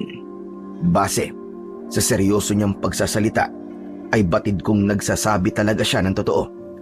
Ramdam ko rin ang totoo niyang emosyon dahil habang nagsasalita siya, ay nakatitig ako sa mga mata niya at titig na titig din siya sa akin. Bumangon ka na ulit, Leon. Maganda ka na sa pagtakas bago pa sumapit ang ating gabi. Lulusob ngayon sina ate at kasama rin ako. Hindi kita may pagtatanggol ng harap-harapan sa kanila. Papatayin ako ni ate kapag ginawa ko yun sa harap niya. Pero sa tingin ko naman, ay ligtas ako rito sa pamamahay ni Mang Renante. Baka mas mabuting kinabukasan na lang ako tumakas. Hindi. Hindi ka naligtas dito. Dahil hindi magiging epektibo ang kahit na anong pangontrang alam ni Mang Renante kung maramihan na lulusob dito. Isa pa, ay binalaan ko na rin ngayong gabi sa kanyang panaginip si Mang Renante. Magtutulong kayong dalawa sa pagtakas ngayong gabi. May dala akong kusipihong pilak dito. Kompleto rin ang mga gamit ko bilang isang mananabas. Isa pa, ay marami akong alam na mga ritual at orasyon na panglaban ko. Sabihin mo lang sa akin kung anong mga kahinaan yung mga girangon. Sigurado ka ba malakas sa mga orasyon at ritual na alam mo? Oo, siguradong sigurado ako, Jean. Nagbanggit pa ako ng ilan sa mga ritual at orasyon ko para makumbinsi siya at nakumbinsi ko naman siya. Kaya naman ay sinabi niya sa akin ang mga kahinaan nila, pati na ang mga kahinaan ng mga matataas ang ranggo sa kanila. Salamat sa lahat ng mga sinabi mo, Jean. Hayaan mo, gagalingan ko para maitakas ko kayo rito ni Anel. Hahanap din ako ng magagaling na albularyo at antingero para matulungan kayong mabaligtad ang pagiging girango ninyo. Aasahan ko yan, Leon. O siya, sige na. Kumilos na kagad kayo ni Mang Renante at nararamdaman kong nagsususpetya na sa akin si ate. Matapos yun, ay kagad na akong gumising at bumangon. Naramdaman ko kagad ang kakaibang pag-init ng suot kong krusipiho. Isang babala na pag-init. Maghahanda na sana ako para magsagawa ng ritual at umusal ng ilang orasyon nang walang ano-ano ay humahangos na pinuntahan ako ni Mang Renante. Leon! Leon! Napanaginipan ko si Gina. Binalaan niya ako. May lulusob daw ngayong hating gabi na grupo ng mga girangon. Kailangan daw natin tumakas. Delikado raw tayo. Teka sandali. At kakausapin ko lang ang mga pananim ko kung totoo ba ang babala ni Gina. Pinigilan ko si Mang Renante sa balak nitong gawin. Kumalma lang po kayo, Mang Renante. Ako na pong bahala. Dinalaw rin po ako ni Jean sa panaginip ko. May napagkasunduan na po kaming dapat gawin. Magsasagawa po ako ng ritual at mga orasyon habang may panahon pa tayo. Bago lumusob ang mga aswang, kailangan ko rin po kayo. May papaganahin po tayo. Anong papaganahin mo? Siguraduhin mo lang na hindi tayo madedehado sa gagawin mo na yan, Leon. Magtiwala po kayo sa akin, Mang Renante. Sinabi na rin po sa akin ni Jean ang kahinaan ng mga aswang na girangon. Alam ko na po ang mga dapat paganahin laban sa kanila. Ilabas po ninyo ang panabas nyo. 2 po para tig-isa kayo ni Alimberta. Papahirang ko po ng mga pangontrang langis at uusalan ko po ng orasyon. Ano ba ang kahinaan nila? Para alam din namin ni Berta. Yun ang pupuntiryahin namin. Sinabi ko ang mga yon kay Mang Renante. Pati ang mga planong nabuo ko ay pinag-usapan din namin ng masinsinan. Pagkatapos ay tuluyan ko nang isinagawa ang ritual at mga orasyon. Ito na po ang panabas ninyo, Mang Renante. Ang bisa ng mga yan ay magiging tulad ng taglay kong krusipihong pilak. Manghihina po mga girangon kapag nasugatan po niyan. Sigurado ka bang matalab ang isinagawa mo dito? Opo. Matagal ko na pong sinasagawa ang ganitong mga ritual at orasyon. Hindi po ako nagmimintis. Kung gayon, ay handang-handa na kami ni Berta. Ay teka pala, lalabas lang ako saglit at aalertuan ko ang mga pananim sa paligid. Tuloy, may itatanong na rin ako sa kanila. Baka sakali, may iba pa silang alam na pandagdag proteksyon natin laban sa mga aswang. Huwag niyo pong kalimutan ang plano natin. Sina Jean at Anel ay hindi po nating kalaban. Huwag niyo silang sasaktan. Yung si Ira ay ayos lang na mapuruhan ninyo. Siya pala ang lumapa sa kapatid ko. Pagbabayarin natin siya sa ginawa niya. Brutal din natin siyang papatayin. Lagot siya sa atin kung ganon. Lintik lang ang walang ganti. At sumapit na nga ang pagpatak ng hating gabi. Handang-handa na kami at nakikiramdam sa paligid hanggang sa... Nako, Diyos ko po. Biglang umaalinsangan ng paligid. Hindi ito normal. Ano kaya ang ibig sabihin nito? Tsaka parang biglang tumigil ang tunog ng mga palaka at kulisap. Napansin mo ba yun, Leon? Mukhang paparating na po sila, Mang Renante. Ang mga yun po ang senyales na sinabi sa akin ni Jean kapag paparating na sila. Bigla raw pong aalinsangan ng paligid at tatahimik ang mga kulisap. Kaya humanda na po kayo. Huwag po kayong kabahan. Kampante lang po para makapag-isip tayong maigi habang nakikipaglaban. Siya nga pala, Leon. Mas maiging sa bakuran sa may mga pananim tayo pumesto. Kung doon tayo, ay mababalaan ako ng mga pananim. Kung may mapansin silang kakaiba, sa ganung paraan, ay maaalertuhan tayo ng mas dapat nating gawin. Sige po, talikuran po kayo ni Aling Berta. Huwag na huwag po kayo maghihiwalay muna. Hintayin niyo po ang senyas ko. Paglabas namin sa bakuran, doon sa may mga halamanan, ay lalo pang tumindi ang alinsangan ng paligid. May naaamoy pa kaming kakaibang maalinsangan na amoy na parabang nabubulok na karne. Naghintay pa kami ng ilang saglit hanggang sa makarinig kami ng paparating na huni ng kontroladong mga singasing. Nako, nariyan na talaga sila, Leon. Berta, umanda ka. Talikuran tayo. Huwag na huwag kang hihiwalay sa akin kahit na anong mangyari. Tandaan nyo, una ninyong tabasin ang kanilang mga kamay. Pagkatapos ay puntiryahin ninyo ang dibdib o leeg nila. Basta kayo ng bahala. Nasabi ko na rin sa inyo ang mga kahinaan nila. Alam niyo na po ang gagawin. Eh ikaw, makikitalikuran ka rin ba sa amin? Hindi po. Doon po ako sa kabila. Para kung sakaling nararamdaman nila tayo, ay malito sila. Ilang saglit pa kaming naghintay na may mangyari. Ngunit katakatakang biglang tumigil ang tunog ng mga pagsingasing sa paligid. Maya-maya pa, narinig ko ang tinig ni Jean. Tumatawag ito sa may tarangkahan ng bakuran ni Mang Renante. Mang Renante! Aling Berta! Leon! Nariyan pa ba kayo? May mahalaga akong sasabihin sa inyo. Nagkatinginan kami ni Mang Renante na nagtataka. Kapag kuwan ay sinenyasan ako ni Mang Renante na papasukin daw niya si Jean. Ngunit sinenyasan ko siyang ako na lang ang lalapit. Dahan-dahan akong lumantad at pinakiramdaman ko muna ang paligid. Nang parang wala namang kakaiba ay ipinasya ko ng lapitan si Jean. Pinagbuksan ko siya ng tarangkahan. O Jean, anong meron? Nasaan ang sinasabi mo lulusob ng mga aswang na tinawag ng ate mo? Saka, narinig namin kanina ang paparating ng mga singasing ng mga aswang. Bakit bigla na lamang nawala? Binugaw ko na sila para sa'yo, Leon. Halika, magmadali ka. Sumama ka na sa akin at itatakas kita. Teka. Hindi naman to napag-usapan natin, Gina. Bakit biglang ganito? Medyo nagtaka ko sa reaksyon ni Jean. Natigilan siya at napapaisip na para bang nakalimutan niya ang lahat ng napag-usapan namin. Saka paano si Mang Renante at Aling Berta kung ako lang ang itatakas mo? Teka lang. Ano nga ulit ang mga napag-usapan natin? Pasensya ka na. Minsan kasi nagiging ulyanin ako. Sabihin mo kaya sa akin para maalala ko ulit. Nagtataka talaga ako kay Jean dahil parang medyo kakaiba siya ng gabing yun. Sasabihin ko sana ulit sa kanya ang mga napag-usapan namin pero naisip kong subukan siya. Sa halip ay iba ang sinabi ko. Ang ibig mong sabihin makikipag-alyansa ka sa mga kilangon at magpapayanggaw para maging isa ka na rin sa amin? Aba, mabutihan kung gano'n.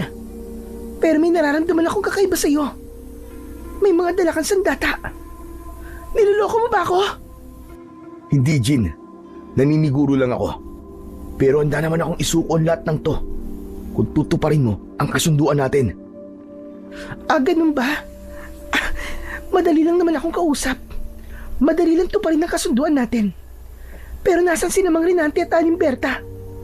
Kailangan na ninyong sumama sa akin para sa ritual ng pagkumberte.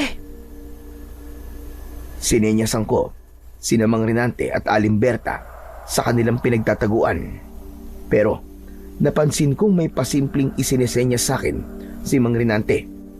Itinuro dito si Jean. Tapos ay isinisenyas ang kamay na nagsasabing hindi. Parang nakukuha ko naman ang ibig niyang sabihin. Pero nagmaang-maangan muna ako. Pasimple ko rin siyang kinindatan. Mang Rinante, Aling Berta, lumabas na po kayo riyan. Lumapit po kayo sa akin. Sasama po tayo kay Jean.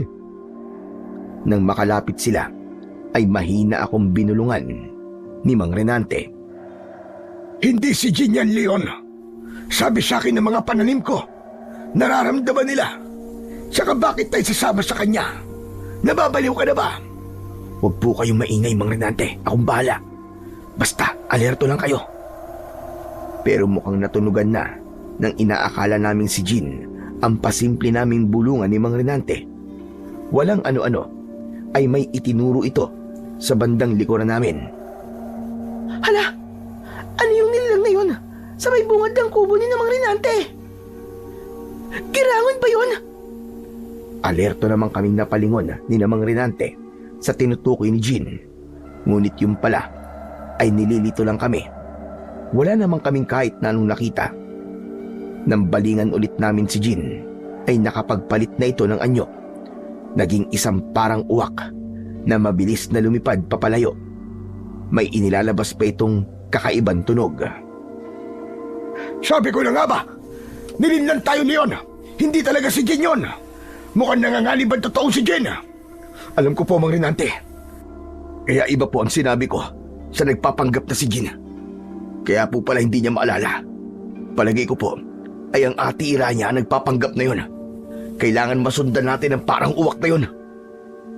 Ngunit aakma pa lang sana kaming susundan ang lumipad palayo na uwak. Ay bigla-bigla na lang umalingaw-ngaw na naman ang mga singasing sa paligid. Kasunod nito ay isa-isang naglabasan ang mga girangon mula sa kanilang mga pinagtataguan. Grabe, totoo ngang nakakatakot ang itsura ng mga ito. Matatangkad na balingkinitan ang mga katawan. Mahaba ang mga daliri sa kamay at paa na parabang mga ugat ng puno na may matutulis na mga kuko.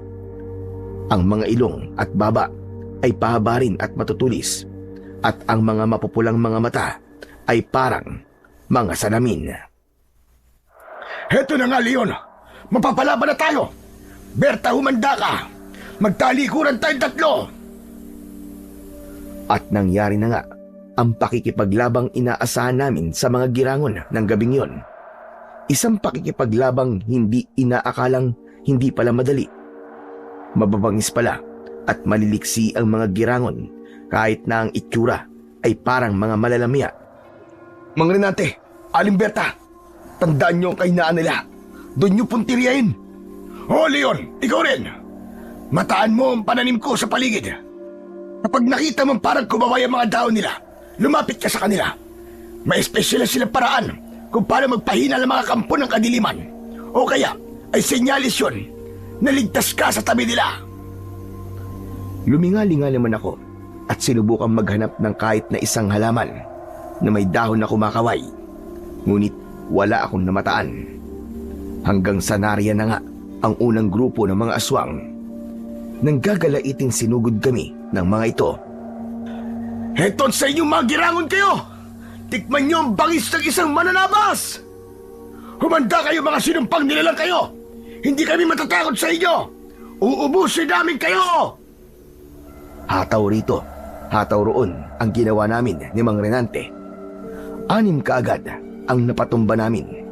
Dahil rito ay lalong umatungal sa galit ang mga girangon. Mas lumiksi pa ang kilos ng mga ito, pero halatang natatakot silang matamaan ng mga hawak naming dinasalang mga panabas. Ilang minuto rin kaming nakipaglaban hanggang sa napansin kong may mga dahon ng halaman na parabang kumakaway sa amin. Pasimple kong nilingon yun at napansin kong mga baging pala ng makabuhay. Dahil dito ay may naisipan akong ipagawa kina Mang Renante at Aling Berta na noon ay napapansin kong unti-unti nang napapagod dahil matatanda na rin sila. Mang Renante, tingnan nyo. Kumakaway sa atin ang daon ng makabuhay sa bandaron. Mabuting pumunta muna tayo doon para ilagan tayo ng mga aswang na to. Saka kailangan ko rin po sundan kung saan pumunta yung uwak na si Aling Ira. Palagay ko ay nagbalik yun sa bahay nila. Kailangan kong iligtas sina Jean at Anil. Oo nga pala. Bakit hindi ko kagad naisip? Sa may mga makabuhay tayo pumesto, tama-tama. Kapag daron tayo, ay hindi nila tayo susugurin. Pero, paano ka kung iiwalay ka sa amin? Malamang na ikaw ang babalingan ng mga aswang. Basta ako na pong bahala. Tara na po sa may bandaron. Madali po kayo. Nang naroon na kami, ay tumigil na nga sa pagsunod sa amin ang mga girangon. Galit na umatras sila. Ang ilan pa nga ay sinubukang pilit pa rin kaming atakihin. Ngunit nang tangkain nila, ay para naman silang napapaso. Ay salamat! At tinigilan din tayo ng mga demonyong ito.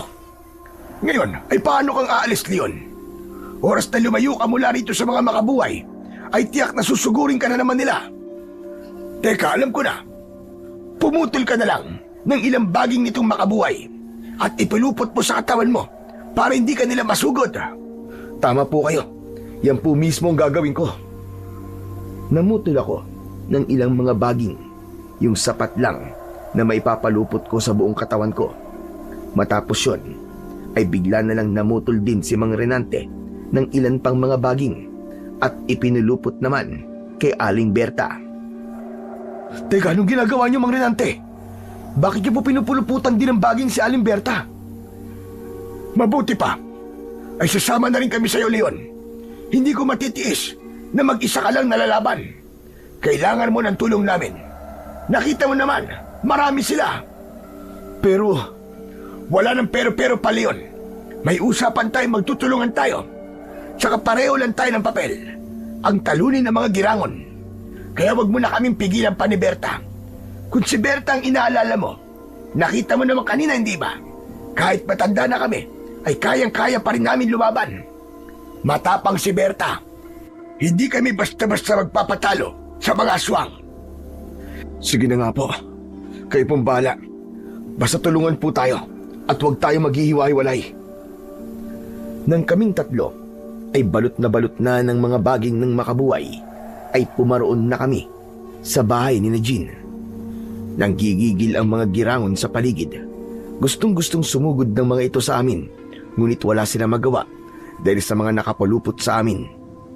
Kami naman ay lumakas ang loob na sugurin sila, lalo na yung nagtatangka pa ring harangan kami sa aming daraanan. Halatang ayaw nila na pumunta kami kina Jean. Ang ilan pa ay nagpatiuna at mukhang pumunta na rin sa bahay ng magkakapatid. Bilisan natin, Mang Renante, at baka wala na tayo maabutan doon. Hindi pwedeng may mangyaring masama kina Anel at Jean. Kaya naman ay lalo kaming naging agresibo sa pagsugod sa mga aswang, hanggang sa tumakbo na rin kami habang kabi-kabila ang umaatake ang mga aswang. At sa wakas ay nakarating din kami sa bahay ng magkakapatid. Kasalukuyang may nangyayaring kumusyon doon. Naririnig namin ang palitan ng usapan ng magkakapatid. Talandi ka kasi! Taksil ka! Dahil sa ginawa mo, Jen, ay mapapatay kita! Wawak-wakin ko ang katawan mo! Sige, subukan mo! At lalabanan kita! Noon pa ako nagtitimpi sa'yo, salbahe ka! Magwakwakan tayo ng katawan! Kung yun ang gusto mo, hindi kita uurungan!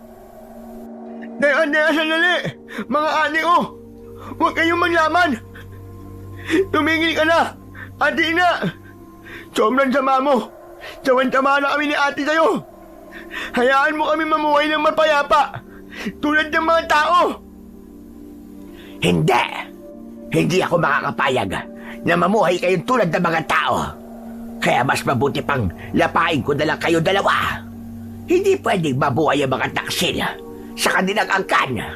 Kaya heto sa inyo! Nang tagpong yun, ay nagmamadali kami ni Namang Renante at Alimberta na pumasok sa loob ng bahay ng magkakapatid. Nagulat kami sa nadatnan namin na halos dugoon na pala pareho sina Jean at Anel. Pareho nang may malalang mga kalmot ang mga ito sa katawan. May mga gapos din ang mga kamay nila, pero mukhang napigtas nila ang mga ito. Si Anel ay nakalupasay sa dugo ang sahig, habang hawak-hawak ang tiyang tadtad ng mga kalmot. Si Jean naman noon ay nakahiga na rin sa sahig, habang nakapaibabaw rito si Aling Ira. Kakalmutin sana nito si Jean nang biglang matigilan nang makita ang presensya namin. Galit na bigla itong tumayo at hinarap kami. At ikaw, Leon ka. Nagahas ka pa talagang pumarito. Pwes, panahon na para pagbayarin kita sa ginawa mo sa tatay ko. Ganun ha? Baka ikaw ang dapat na magbayad sa ginawa mo sa kapatid kong hayop ka. Ngayong gabi ring ito ay ipaparanas ko sa'yo ang brutal na kamatayang ginawa mo sa kapatid ko. At kung sa tingin mo ay makakalapit ka pa sa amin, sige, lumapit ka. Inilabas ko na rin ang dala kong krusipiyo sa bulsa ko at inilantad kung ano talaga ito sa harap ng mga mata ni Aling Ira. Nakikita mo ba to, ha, demonyo ka? Isa itong krusipihong balaraw na ang talim ay gawa sa pilak. Masarap to. Magugustuhan mo to dahil ipapatikim ko to sa'yo. Nang sandaling yon, ay mabilis na pinagsasasara ni Mang Renante ang bintana ng silid na kinaroroonan namin at ang pintuan. Yun ay para makulong si Aling Ira. Nang mapagtanto naman ito na nakakulong na nga ito, ay nagwawala itong napapasingasing at napapaatungal. Hindi pa nakontento, ay parang umalulong pa ito. Leon, mukhang nagtatawag pa siya ng ibang diragon. Mabuti pa ay tapusin na natin siya. Susugurin ko na sana si Aling Ira, ngunit bigla namang humarang si Jean. Huwag mo na, Leon! Huwag mo munang patayin si ate! Baka sakaling mapakiusapan ko rin siya na sumama sa amin na magbagong buhay!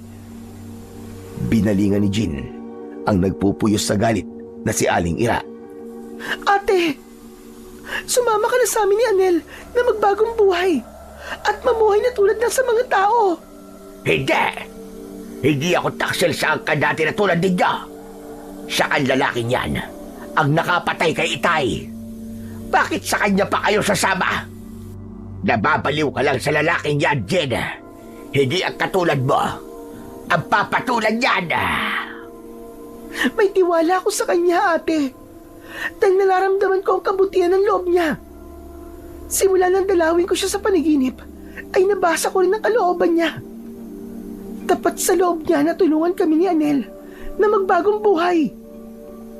Pero mukhang kahit na anong paliwanag ang gawin ni Jean, ay matigas pa rin ang loob ni Aling Ira.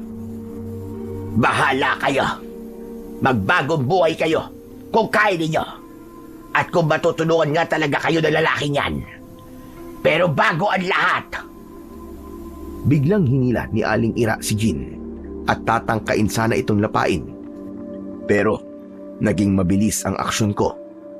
Agad kong pinaraan ang talim ng balaraw ko sa kamay ni Aling Ira. Dahil dito, mabilis nitong binawi ang nasugatang kamay na umusok pa kasabay ng pagtalsik ng kulay itim nitong dugo. pangas ka talagang lalaki ka. Pwes, magkamatayan ako magkamatayan. Lalapain ko kayong lahat. Tuluyan na nga nagwala at parang nababaliw na si Aling Ira. Inuna nitong sugurin si Anel. Sumaklolo naman si Jean. Wag! Wag, Ate Ira! Maawa ka sa akin! Wag! Wag! Ako ang harapin mo, ate! Papatayin kita! Nang pati si Jean ay pagkakalmutin na rin si Aling Ira. ay sumugod na rin kami ni Namang Renante para pagtulungan si Aling Ira. Ngunit dadamputin pa lang sana namin ay bigla naman itong itinulak sa direksyon namin si Jean. Dahilan para madikit siya sa mga katawan naming napupuluputan ng mga baging na makabuhay. Bunga nito ay nangisay at napaso si Jean. Buti nga sa'yo talandi ka. Sige, yan ang gusto nyo, di ba? Sumama kayo sa kanila at mapaso kayo hanggang sa mamatay. Anak ka ng tokwa. Baliw ka ng girangon ka. Para sabihin ko sa'yo, totoong tutulungan ko ang mga kapatid mo. Pero ikaw, wala ka ng pag-asa para magbago. At ngayong gabing to, ito na magiging katapusan mo. Heto sa'yo! Ang susugurin ko na sana si Aling Ira ay si Anel naman ang mabilis nitong dinampot at malakas na ibinalibag sa akin. Ikaw na walang silbi at lampakampilan to at nongo ka. Hayan, sumama ka sa kanya. Magsama-sama kayo mga taksil kayo. Ito tatandaan nyo. Walang taksil na magtatagumpay. Dahil sa bilis ng pagkakabalibag ni Aling Ira kay Anel, sa direksyon ko ay kumuntikan pang matuhog ang binata sa hawak kong balaraw. Mabuti na lang at alerto si Mang Renante. Nakakuha niyang medyo itulak ako, kaya lang ay nadaplisan ang braso ni Anel. Ay ko! Ang apne! Mamamatay na yata ako! Alay! Ang lalim yata ng sugat ko! Kasunod nun ay muling umalulong si Aling Ira, mas malakas pa kaysa sa una. Dahil dito ay narinig namin ang komosyon sa labas ng dampa. Unti-unting papalapit ang huni ng mga singasing at atungal ng mga girangon. Nakdang tokwa! Nagdadatingan na sila, Leon! Tapusin mo na ang babaeng yan! Umalag ng isang baging ng makabuhay si Mang Renante mula sa mga nakapulupot sa kanya. Kapag daka, ay inihagis niya ito papulupot kay Aling Ira. Nanginginig na nagwala dahil dito si Aling Ira. Naging desperado na tuloy ito na kahit alangan itong sugurin kami, ay pinilit nito. Lalapain ko kayo mga pangas kayo. Hindi ako makakapayag na basta-basta nyo na lang ako mapapatay. Tikman nyo ang bangis ng mga kalbot ko! Nagulat kami sa biglang kabangisan na yon ni Aling Ira. Talagang ibinuhos nito ang lahat para lang labanan pa rin kami sa kabila ng pangontra namin at mga dala namin sandata. Talagang lumaban ito hanggang sa huli. Naging napakabangis niya at sobrang bilis na pinagkakakalmot kami kahit na natatamaan namin siya ng mga panabas namin. Kahit nagkakaputol-putol na ang mga kamay at mga paa nito, ay tuloy pa rin talaga ito sa pagsalakay. Halos sabay pang nag-iyakan sina Jean at Anel dahil sa kanilang nasasaksihan sa kanilang ate. Pati rin kami ni Namang Renante at Aling Berta ay pare-parehong nadaplisan ng mga kalmot ni Aling Ira. Si Aling Berta ay sa magkabila ang braso na dali. Si Mang Renante naman ay sa kalbo nitong ulo na sugatan. Ako naman ay nagkaroon ng hiwa sa pisngi. Ate ko! Ate ko, patawad! Sana'y pumayag ka na lang na sumama sa amin ni Anel na magbagong buhay! Ang ate o! Ate Ira o! Kahit na ano ba mangyari, mahal na mahal ita. Kahit talmai ka sa akin, mahal na mahal ka namin, ate! Hindi! Hindi ko kayo mahal. Wala akong mga kapatid na taksil. Mamamatay akong hindi ko kayo pinapatawad. Mamamatay akong sinikap kong ipaghiganti si Itay. At ikaw pangas kang lalaki ka. Isinusumpa kita! Pero bago pa makasambit ng sumpa si Aling Ira sa akin, ay mabilis ko na siyang dinaluhong at itinarak ang balaraw na pilak sa tapat ng kanyang puso. Ibinaon ko yon ng buong diin. Ano pat, napaigik na lang si Aling Ira. Bumulwak kagad ang masagalang dugo mula sa bibig nito. Ate! Ang ate ko! Ate Ira! Mamimiss kita ng obra, Ate Ira! Mahal na mahal kita! Nang marinig ng mga aswang sa labas ng dampa ang malakas na pag-iyak ni Jean at Anel, ay isa-isang umalulong ang mga ito. Yung klase ng alulong na mahina lang, ngunit malungkot. Alulong ng pagluluksa. Pagkatapos ay narinig naming parang nag-aalisan sila. Nagtataka kung binalingan si Jean. Nagtatanong ang mga mata ko sa kanya. Nag-alisan na sila, Leon. Si ate kasi ang nagtawag sa kanila. Ngayong nabigo at napatay niya si ate, ay magluluksa na lang sila. Saka na lang sila ulit gaganti sa'yo, Leon. Pero huwag ka mag-alala. Tutulungan ka namin ni Anel para hindi ka na ulit matuntun sa susunod. Magpapakalayo-layo tayo. Aalis tayo rito sa girang.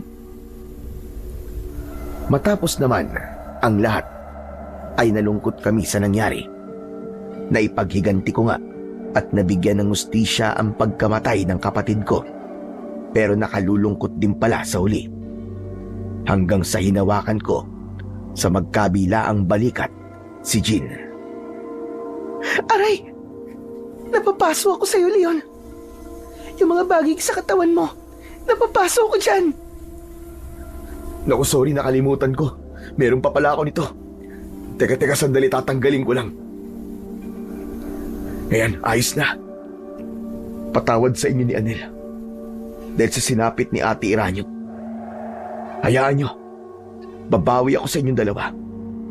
Gagawin namin ang lahat ni Mang Renante na matulungan kayong maalis sa inyo ang pagiging girangon nyo at para makapamuhay na kayo ng normal na tulad namin mga totoong tao. Salamat, Leon. Ngayon na malaya na kami ni Anel, sa mabagsik na kami ni Ate Ira, sa wakas, makakapagbagong buhay na kami. At sinikap ding lumapit sa amin ni Anel. Salamat, Kuya Leon. Maraming salamat po. At sorry po sa inyo kung wala akong nangawa dahil lampa at ngongo ako. Wala po akong ilme. Huwag mong sabihin yan. Hindi totoong wala kang silbi. Ang Ate Ira mong gumawa sa inyan at naniniwala akong maayos pa ang mga kapansanan mo. Tutulungan ka namin, maniwala ka. Sana nga. Maraming salamat po. Maraming salamat po talaga sa tulong ninyo. Doon nagtapos ang isang gabing pakikipaglaban namin sa mga aswang na girangon. Naipaghiganti ko ang kapatid ko at naging tulay pa ako para makatulong na maibaling sa liwalag ang dalawang nilalang na dating kampon ng dilim. Naglaan ang Diyos ng magiging kasangkapan para sa susunod pa naming pakikipagtuos sa mga girangon sa inaharap. At nakakasiguro kaming sa muling pagtutuos na yon ay sa amin pa rin ang tagumpay at mauubos na silang lahat. Naniniwala akong laging ang kabutihan ang mananaig sa huli. Hanggang dito na lamang po ang kwento. Sana po ay nagustuhan ninyo at may natutunan po kayong aral. Maraming salamat po sa inyong pakikinig. Mabuti at marangal ang pagiging dedikado sa iyong misyon sa buhay, lalo na kung ito'y nakaugat sa liwanag at hangaring ituwid ang mali. Ngunit kailangan din na may hangganan ang paggigiit, sapagkat kapag ito'y nauwi sa paghihiganti laban sa mga kampon ng kadiliman o ng kahit na kanino, ang apoy na dapat sana'y nagbibigay liwanag ay maaaring maging apoy na sumusunog hindi lamang sa iyo, kundi pati na rin sa mga inosente sa paligid mo. Oo, ikaw ay nasa panig ng liwanag at may katiyakang magtatagumpay. Ngunit itinuturo ng Diyos na ang paggiganti ay hindi daan ng katwiran. Ngunit sa takdang panahon, ang bawat nagkasala ay haharap sa hatol ayon sa kanyang ginawa. Ang tunay na lakas nasa pagpipigil. Ang tunay na tagumpay ay nasa pagtitiwala. At sa bandang huli, ang kabutihan pa rin ang mananaig. Hindi sa pamamagitan ng ganti, kundi sa pamamagitan ng katarungan ng Panginoong Diyos. Ayon nga sa Roma, Kabanata 12, Talata 19. Mga minamahal, huwag kayong gumanti.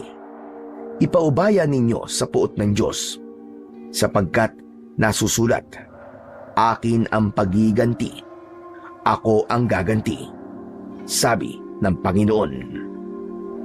Sabi rin sa Deuteronomio, Kabanata 32, Talata 35, akin ang paggiganti at ang pagganti sa takdang panahon ay madudulas ang kanilang paa.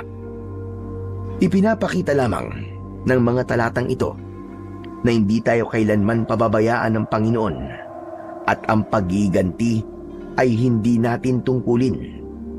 Kapag tayo'y nagpasensya at nagtiwala, ang Diyos ang siyang huhusga at ang kanyang katarungan ay laging ganap at makatarungan.